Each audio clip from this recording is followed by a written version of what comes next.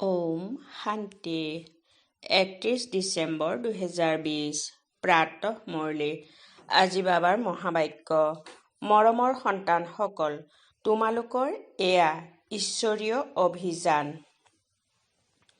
তোমালোকে সকলোকে ঈশ্বৰৰ কৰি তুলি তেওঁলোকক বেহদৰ উত্তৰাধিকাৰ লাভ কৰিবলৈ সক্ষম কৰি তোলা। আজিৰ প্ৰশ্ন: কৰ্মেন্দ্ৰিয়ৰ চঞ্চলতা কেতিয়া সমাপ্ত হ'ব?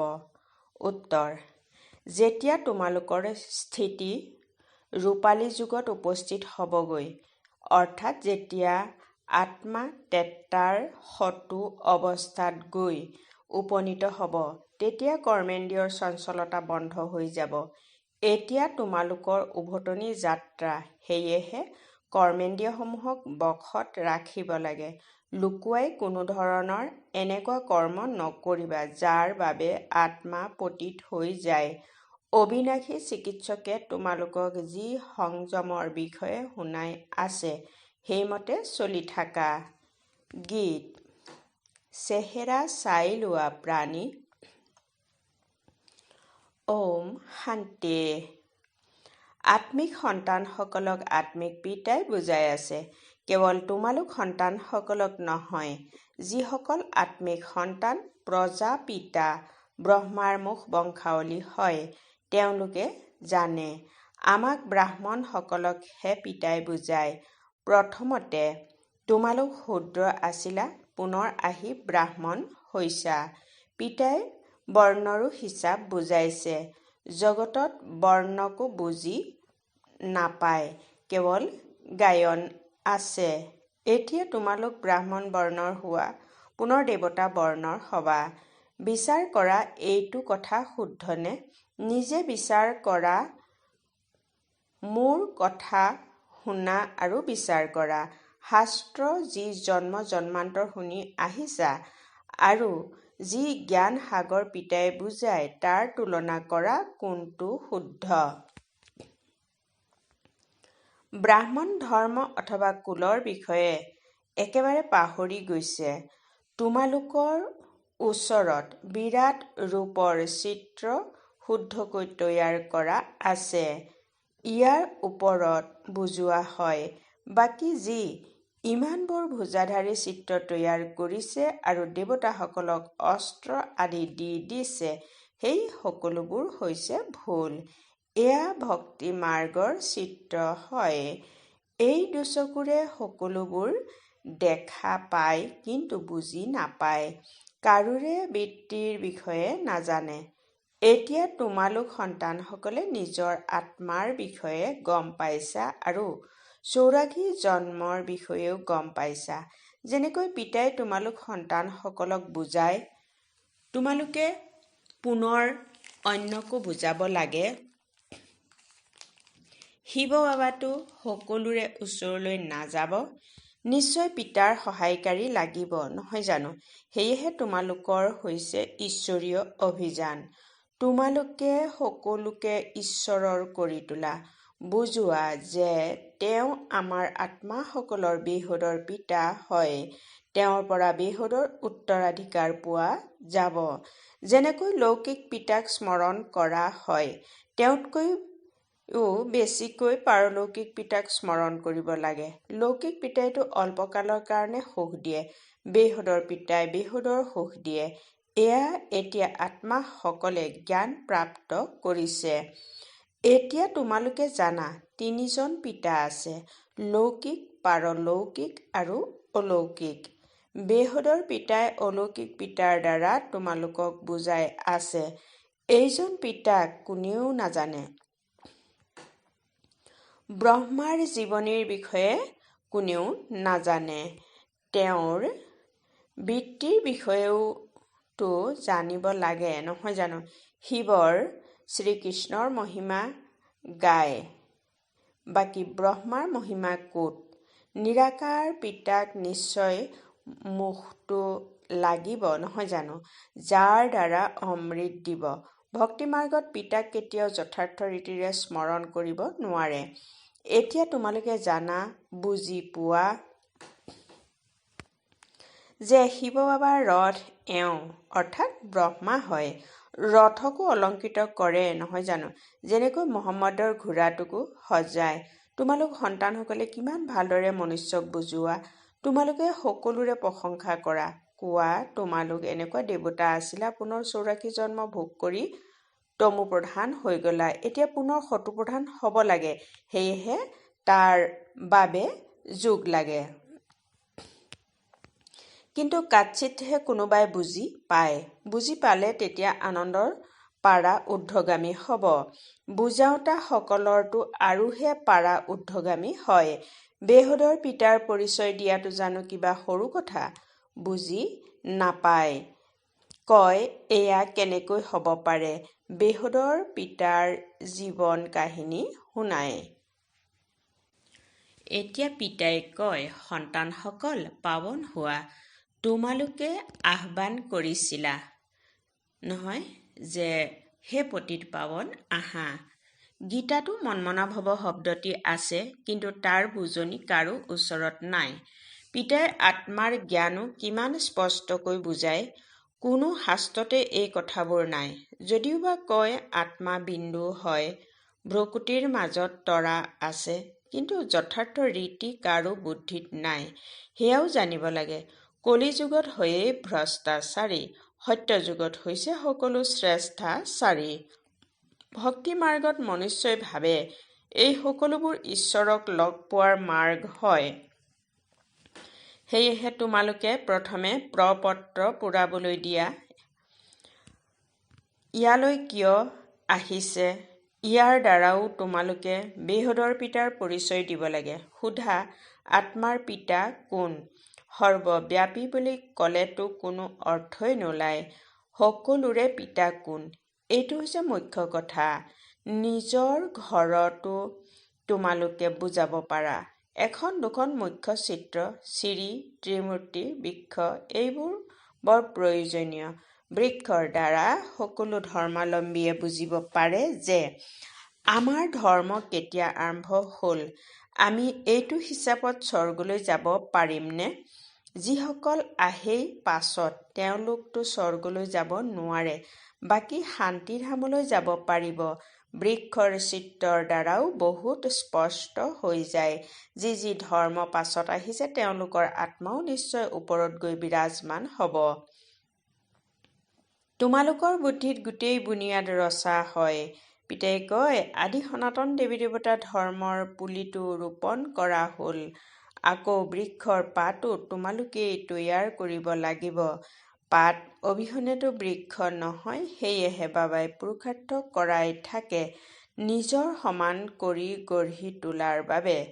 অন্য ধৰ্মাৱলম্বীসকলে পাত তৈয়াৰ কৰিবলগীয়া নহয়, তেওঁলোকতো ওপৰৰ পৰা আহে, বুনিয়াদ ৰচে, আকৌ পাছত ওপৰৰ পৰা অহা যোৱা কৰি থাকে। তোমালোকে পুনৰ বৃক্ষৰ বৃদ্ধিৰ বাবে এই প্ৰদৰ্শনী আদি অনুষ্ঠিত কৰা। ইয়াৰ দ্বাৰা পাত ওলায়, আকৌ ধুমুহা আহিলে সৰি পৰে, মৰহি যায়। এয়া আদি সনাতন দেৱী দেৱতা ধৰ্মৰ প্ৰতিষ্ঠা হৈ আছে। ইয়াত কাজিয়া আদিৰ কোনো কথা নাই, কেৱল পিতাক স্মৰণ কৰিব আৰু কৰাব লাগে। তোমালোকে সকলোকে কোৱা আৰু অন্য যিবোৰ ৰচনা আছে সেইবোৰ এৰা। ৰচনাৰ পৰা কেতিয়াও উত্তৰাধিকাৰ পোৱা নাযায়। ৰচয়িতা পিতাকহে স্মৰণ কৰিব লাগে, অন্য কাৰো স্মৃতি আহিব নালাগে। পিতাৰ হৈ জ্ঞানত আহি যদি আকৌ কোনো এনেকুৱা কৰ্ম কৰা, তেতিয়া হৃদয়ত তাৰ বোজা বহুত হৈ যায়। পিতা পাৱন কৰি তুলিবলৈ আহে আৰু পুনৰ এনেকুৱা কৰ্ম কৰিলে তেতিয়া আৰুহে পতিত হৈ যায়। সেয়েহে বাবাই কয় এনেকুৱা কোনো কৰ্ম নকৰিবা যাৰ দ্বাৰা লোকচান হয়, পিতাৰ গ্লানি হয় নহয় জানো। এনেকুৱা কৰ্ম নকৰিবা যাতে বিকৰ্ম বেছি হৈ যায়। সংযমো ৰাখিব লাগে। দৰৱ আদিৰ ক্ষেত্ৰতো সংযম ৰখা হয়। চিকিৎসকে কয় এই টেঙা আদি খাব নালাগে, গতিকে মানিব লাগে। কৰ্মেন্দ্ৰিয়সমূহক বশ কৰিবলগীয়া হয়। যদি লুকুৱাই খাই থাকা তেতিয়া আকৌ দৰৱৰ প্ৰভাৱ নপৰিব। ইয়াক কোৱা হয় আসক্তি। পিতাইও শিক্ষা দিয়ে, এইটো নকৰিবা। চিকিৎসক হয় নহয় জানো? লিখে বাবা, মনত সংকল্প বহুত আছে, সাৱধান হৈ থাকিবা। লেতেৰা সপোন, মনত সংকল্প আদি বহুত আহিব। এইবোৰলৈ ভয় কৰিব নালাগে। সত্যযুগত টেট্ৰাত এই কথাবোৰ নাথাকে। তোমালোক আগলৈ যিমানে সমীপত আহি থাকিবা, ৰূপালী যুগত গৈ উপনীত হবা, তেতিয়া কৰ্মেন্দ্ৰিয়ৰ চঞ্চলতা সমাপ্ত হৈ যাব, কৰ্মেন্দ্ৰিয়সমূহ বশ হৈ যাব। সত্যযুগ টেট্ৰাত বশ হৈ আছিল নহয় জানো? যেতিয়া সেই টেট্ৰাৰ অৱস্থালৈকে আহিবা, তেতিয়া বশ হৈ যাব। পুনৰ সত্যযুগৰ অৱস্থালৈ আহিলে তেতিয়া শত্ৰুপ্ৰধান হৈ যাব। তেতিয়া সকলো কৰ্মেন্দ্ৰিয় সম্পূৰ্ণ বশ হৈ যাব। কৰ্মেন্দ্ৰিয় বশ হৈ আছিল নহয় জানো? এতিয়া এয়া নতুন কথা জানো? আজি কৰ্মেন্দ্ৰিয় বশত আছে, কালিলৈ পুনৰ পুৰুষাৰ্থ কৰি কৰ্মেন্দ্ৰিয়ক বশ কৰি লয়। তেওঁলোকতো 84 জন্মত অৱনমিত হৈ আহিছে। এতিয়া উভতনি যাত্ৰা। সকলোৱে শত্ৰুপ্ৰধান অৱস্থালৈ যাব লাগে। নিজৰ খতিয়ান চাব লাগে। মই কিমান পাপ, কিমান পুণ্য কৰিছোঁ। পিতাক স্মৰণ কৰি কৰি লৌহ যুগৰ পৰা ৰূপালী যুগত গৈ উপস্থিত হ'ম। তেতিয়া কৰ্মেন্দ্ৰিয় বশ হৈ যাব। তেতিয়া তোমালোকৰ অনুভৱ হ'ব এতিয়া কোনো ধুমুহা নাহে। সেই অৱস্থাও আহিব। পুনৰ সোণালী যুগলৈ গুচি যাবাগৈ। পৰিশ্ৰম কৰি পাৱন হ'লে আনন্দৰ পাৰাও ঊৰ্ধ্বগামী হ'ব। যিয়েই আহে তেওঁক বুজাব লাগে, কেনেকৈ তোমালোকে 84 জন্ম ল'লা। যিয়ে 84 জন্ম লৈছে তেওঁৱেই বুজিব। ক'ব, এতিয়া পিতাক স্মৰণ কৰি মালিক হ'ব লাগে। 84 জন্মক যদি বুজি নাপায়, তেন্তে চাগৈ ৰাজ্য ভাগ্যৰ মালিক হোৱা নাই। আমিতো সাহস দিওঁ, ভাল কথা জনাওঁ। তোমালোক অৱনমিত হৈ যোৱা। যিয়ে 84 জন্ম লৈছে তেওঁৰ তৎক্ষণাৎ স্মৃতিলৈ আহিব। পিতাই কয়, তোমালোক শান্তিধামত পবিত্ৰতো আছিলা নহয় জানো? এতিয়া পুনৰ তোমালোকক শান্তিধাম, সুখধামলৈ লৈ যোৱাৰ পথ দেখুৱাওঁ। অন্য কোনেও পথ দেখুৱাব নোৱাৰে। শান্তিধামলৈও পবিত্ৰ আত্মাহে যাব পাৰে। যিমানে বিকাৰৰ লেপ আঁতৰি যাব, সিমানে উচ্চ পদ পাবা। যিয়ে যিমান পুৰুষাৰ্থ কৰিব, প্ৰত্যেকৰে পুৰুষাৰ্থকতো তোমালোকে দেখি আছা। বাবাইও বহুত ভাল সহায় কৰে। এওঁতো যেন পুৰণা সন্তান। প্ৰত্যেকৰে নাড়ীৰ স্পন্দন বুজি পোৱা নহয়। যি সিয়ান হ'ব তেওঁ তৎক্ষণাৎ বুজি পাব। বেহুদৰ পিতা হয়, তেওঁৰ পৰা নিশ্চয় স্বৰ্গৰ উত্তৰাধিকাৰ পাব লাগে। পাইছিলোঁ, এতিয়া নাই, পুনৰ পাই আছো। লক্ষ্য উদ্দেশ্য সন্মুখত আছে। পিতাই যেতিয়া স্বৰ্গৰ স্থাপনা কৰিছিল, তোমালোক স্বৰ্গৰ মালিক আছিলা। পুনৰ 84 জন্ম লৈ তললৈ নামি আহিলা। এতিয়া এয়া হৈছে তোমালোকৰ অন্তিম জন্ম। ইতিহাস পুনৰাবৃত্তিটো নিশ্চয় হ'ব নহয় জানো? তোমালোকে গোটেই 84ৰ হিচাপ শুনোৱা। যিমানে বুজি পাব, সিমানে পাঠ তৈয়াৰ হৈ যাব। তোমালোকেও বহুতকে নিজৰ সমান কৰি গঢ়ি তোলা নহয় জানো? তোমালোকে ক'বা, আমি আহিছো গোটেই বিশ্বৰ মায়াৰ শিকলিৰ পৰা মুক্ত কৰিবলৈ। পিতাই কয়, মই সকলোকে ৰাৱণৰ পৰা মুক্ত কৰিবলৈ আহোঁ। তোমালোক সন্তানসকলেও বুজি পোৱা যে পিতা জ্ঞানৰ সাগৰ হয়। তোমালোকেও জ্ঞান প্ৰাপ্ত কৰি মাষ্টৰ জ্ঞান সাগৰ হোৱা নহয় জানো? জ্ঞান বেলেগ, ভক্তি বেলেগ। তোমালোকে জানা যে ভাৰতৰ প্ৰাচীন ৰাজযোগ পিতাইহে শিকায়, কোনো মনুষ্যই শিকাব নোৱাৰে। কিন্তু এইটো কথা সকলোকে কেনেকৈ কোৱা যায়? ইয়াততো অসুৰৰ বিঘ্নও বহুত পৰে। আগতে বুজিছিলা যে কিজানি কোনোবাই আৱৰ্জনা পেলায়। এতিয়া বুজি পোৱা যে এই বিঘ্ন কেনেকৈ আনে। একো নতুন কথা নহয়, কল্প পূৰ্বেও এয়া হৈছিল। তোমালোকৰ বুদ্ধিত এই গোটেই চক্ৰ ঘূৰি থাকে। বাবাই আমাক সৃষ্টিৰ আদি মধ্য অন্তৰ ৰহস্য বুজাই আছে। বাবাই আমাক প্ৰকাশ কুঞ্জৰ উপাধি দিয়ে। এটা চকুত মুক্তিধাম, আনটো চকুত জীৱন মুক্তিধাম। তোমালোক শান্তিধামলৈ গৈ আকৌ সুখধামলৈ আহিব লাগে। এইখন হৈছেই দুখধাম। পিতাই কয়, এই দুচকুৰে তোমালোকে যি কিছু দেখা পোৱা সেইবোৰ পাহৰি যোৱা, নিজৰ শান্তিধামক স্মৰণ কৰা। আত্মাই নিজৰ পিতাক স্মৰণ কৰিব লাগে। ইয়াকে অব্যভিচাৰী যুগ বুলি কোৱা হয়। জ্ঞানো এজনৰ পৰাই শুনিব লাগে, সেয়া হ'ল অব্যভিচাৰী জ্ঞান। স্মৰণো এজনক কৰা। মোৰতো এজনেই, দ্বিতীয় আৰু কোনো নাই। যেতিয়ালৈকে নিজক আত্মা বুলি নিশ্চয় নকৰা তেতিয়ালৈকে এজন স্মৃতিলৈ নাহিব। আত্মাই কয়, মইতো এজন বাবাৰহে হ'ম। মই পিতাৰ ওচৰলৈ যাব লাগে। এই শৰীৰটো পুৰণা, জৰাজীৰ্ণ, ইয়াৰ প্ৰতিও মোহ নাৰাখিবা। এয়া জ্ঞানৰ কথা। এনেকুৱা নহয় যে শৰীৰৰ যত্ন নল'বা। ভিতৰি বুজিব লাগে, এয়া পুৰণা চামৰা, ইয়াকতো এতিয়া এৰিব লাগে। তোমালোকৰ হৈছে বেহুদৰ সন্ন্যাস। তেওঁলোকতো জংঘললৈ গুচি যায়। তোমালোক ঘৰত থাকি স্মৃতিত থাকিব লাগে। স্মৃতিত থাকি থাকি তোমালোকেও শৰীৰ এৰিব পাৰা, য'তেই নাথাকা কিয় তোমালোকে পিতাক স্মৰণ কৰা। স্মৃতিত থাকিলে স্বৰ্গৰ চক্ৰধাৰী হ'লে তেতিয়া য'তেই নাথাকা তোমালোকে উচ্চ পদ পাই যাবা। যিমানে ব্যক্তিগতভাৱে পৰিশ্ৰম কৰিবা সিমানে পদ পাবা। ঘৰত থাকিও স্মৃতিৰ যাত্ৰাত থাকিব লাগে। এতিয়া অন্তিম ফলাফললৈ অলপ সময় বাকী আছে। আকৌ নতুন সৃষ্টিও তৈয়াৰী লাগে, নহয় জানো? এতিয়া কৰ্মাতীত অৱস্থা হৈ গ'লেতো সূক্ষ্ম বতনত থাকিবলগীয়া হ'ব। সূক্ষ্ম বতনত থাকিও পুনৰ জন্ম ল'বলগীয়া হয়। আগলৈ গৈ তোমালোকৰ সকলো সাক্ষাৎকাৰ হ'ব। ভাল বাৰু। অতি মৰমৰ কল্পৰ পাছত পুনৰাই লগ পোৱা সন্তানসকলৰ প্ৰতি মাতা পিতা বাপদাদাৰ স্নেহপূৰ্ণ স্মৰণ আৰু সুপ্ৰভাত। আত্মিক পিতাৰ আত্মিক সন্তানসকলক নমস্কাৰ।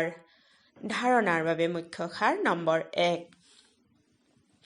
এজন পিতাৰ পৰাহে শুনিব লাগে। এজনৰেই অব্যভিচাৰী স্মৃতিত থাকিব লাগে।